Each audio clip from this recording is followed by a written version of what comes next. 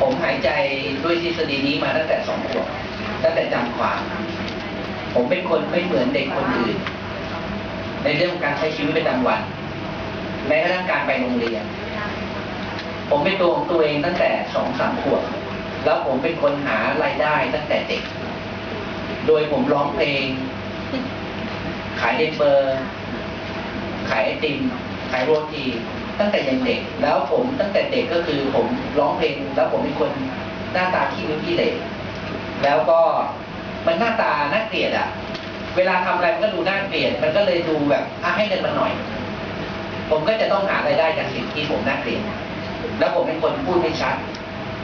เพราะว่าผมฟันหลอกก็จะร้องเพลงแล้วเราไม่มีการศึกษาเพราะว่าพ่อแม่ไม่มีเวลาให้เพราะพ่อแม่เป็นคนต่างด้าวฉะนั้นเขาก็ต้องอยู่รอดด้วยตัวเขา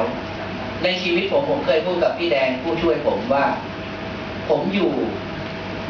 กับบ้านหลังหนึ่งกับคน50 คนในพื้นที่ที่มีขีดเส้นช็อกอะขีดเลยว่าอยู่ได้แค่นี้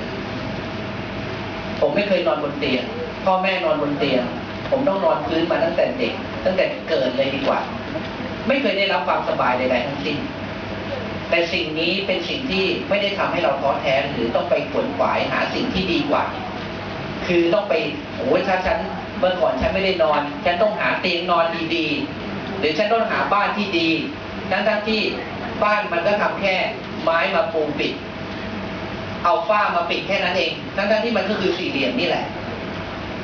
แต่เราไม่ได้มองตรงจุดนี้แต่มันมองว่าวิถีชีวิตของเรามันถูกเปลี่ยนเพราะว่าชีวิตเรามันอยู่ข้ามจุดระหว่างตลาดกับสลัมมันทำให้เราเรียนรู้สังคม2 สังคมในเวลาเดียวกันก็คือตลาดต้องทำการค้าขาย24 ชั่วโมงสกปรกเหม็นตลาดคลองเตยสลัมก็คือคนที่ต้องปากกัดตีนถีบหาเช้ากินค่ำแล้วก็เป็นคนที่ใช้ความรุนแรงทางด้านความคิดหรือใช้ความรุนแรงทางด้านอารมณ์หรือมีการเสพยาอะไรก็แล้วแต่ทั้ง2 สิ่งมันอยู่ระหว่างตัวเร